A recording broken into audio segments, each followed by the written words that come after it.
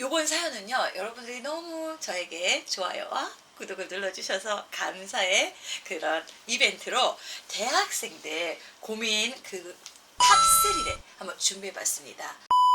우리 친구들이 무슨 고민이 있냐 물어봤더니 제일 많이 나오는 게, 아무래도 제가 어학학원 강사하다 보니까 그런 건지 모르겠지만, 어학연수 취업 스펙에 도움이 될까요? 이걸 많이 물어보더라고요. 예, 그러면 이 친구의 사연을 잠깐 읽어드릴게요. 서울에 있는 대학 경영학과에 다니고 있는 3학년 학생입니다. 대기업 목표로 취업 준비 중인데요. 영어가 토익 점수 800대 수준인데 회화가 부족합니다. 영어 연수를 6개월 정도 고민하고 있는데, 다녀오는 게 취업에 도움이 될까요? 아니면 안 다녀오는 게 나을까요? 주변에서는 도움이 된다, 안 된다는 의견이 분분합니다. 이것 때문에 또 제가 뭐 기업에 있는 건 아니니까 제 인맥을 끌어 모아서 물어봤더니, 붙이고 안 붙이고 이건 아니래요. 다만 이제 갔다 와서 말을 잘할 수 있느냐 없느냐, 이게 문제인 거죠. 그래서 제 생각에는 한 800대? 뭐 조금 더 공부한다 그러면 한 900대 정도 됐을 때 어학연수 6개월 갔다 오면 짧은 기간에 확 뽑아올 수 있을 것 같아요. 그래서 저는 낮은 급수일 때는, 낮은 실력일 때는 안 가는 게 좋다라고 생각을 하고요. 저희 학생들한테도 뭐 1단계, 2단계, 뭐 HSK 말하면 뭐 1, 2급, 2, 3급 이럴 때는 저는 가지 말라고 그래요. 거기서 뭐 5년 있을 거다. 그럼 가. 그런데 6개월 있을 거라면 그때 확 뽑아와야 되잖아요. 그래서 5, 6급을 따고 가라고 얘기를 해요. 그러면 어휘량도 괜찮고 구문 이런 것도 괜찮고 듣는 것도 어느 정도 들리고, 약간의 준비 기간을 가지고 여러분들이 어느 정도 레벨을 만든 다음에 거기에다 살을 붙이기 위해서 6개월 가는 거는 저는 찬성입니다. 경영학과 학생입니다. 신입생 때부터 전공이 적성에 안 맞아서 고민했는데요. 시간이 지나면 나아지려나 했는데 여전히 똑같습니다. 재수만은 하고 싶지 않다는 생각에 성적 맞춰서 선택한 학과라 전공에 대한 흥미도 떨어지니 이해도 어렵고 성적도 좋지 않습니다. 그나마 취업은 잘 되는 과라 지금까지 들여온 등록금도 아깝고 해서 주위에서 버텨보라고 하지만 성적이 좋지 않은데 취업할 수 있을지 걱정입니다. 전과도 고민해봤는데 성적이 낮으니 전과도 안 되더라고요. 제 대학생활이 너무 허무합니다. 어떡하죠? 경영학과잖아요. 뭘 해도 나중에 경영학 지식이 도움이 될 것 같아요. 특히 뭐 자기 사업을 한다 그러면 더 도움이 되지 않을까 싶습니다.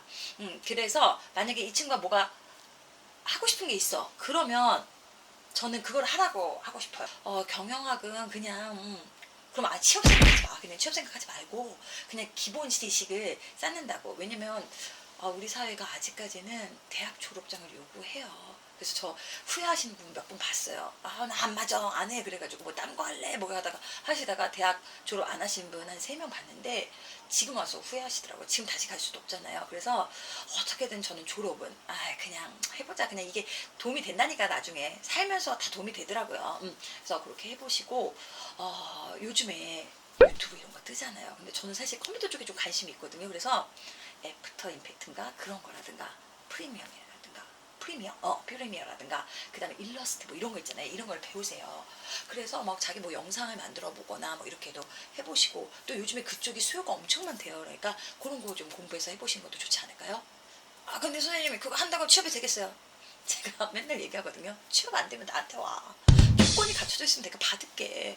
그래서 그런 거 좀 잘 다룰 줄 아시고요. 그 다음에 이제 우리 조건이 조금 하나 또 까다로운 게 있는데, 중국어 5, 6급이 좀 돼야지 편집을 할 수가 있어서 5, 6급 따시고 그러시면은 또 취업도 잘 되지 않을까 싶습니다. 제가 뭐 점점 조금씩 나아지고 있으니까 월급도 나중에 많이 주고 먹방 정도 얼마 안 되는데, 그러니까 지금은 어쨌든 졸업장은 저는 꼭 따야 된다고 생각합니다. 그래서 꼭 졸업하시고, 그 다음에 본인이 뭐 운동이 좋으면 뭐 트레이너로 하시는 분들이 있더라고요. 그래서 뭐 트레이너를 해도 좋고, 아니면 필라테스를 배워서 여자분이 같으면 하셔도 좋고, 뭐 아니면 뭐 내가 다른 거를 해서 그쪽에 방면에 자기 관심 있는 쪽으로 살려서 하시면 좋을 것 같습니다. 뭐 전과도 안 돼, 뭐도 안 돼 그러면은 이 방법밖에 없지 않을까 싶습니다. 세 번째 고민 사연에 대해서 우리 보도록 할게요. 휴학해도 될지, 그리고 막상 휴학을 하면 뭐 할지가 고민입니다. 이 친구 천국인 줄 알았다는 말 나도 이해돼. 근데 천국 아니야. 예.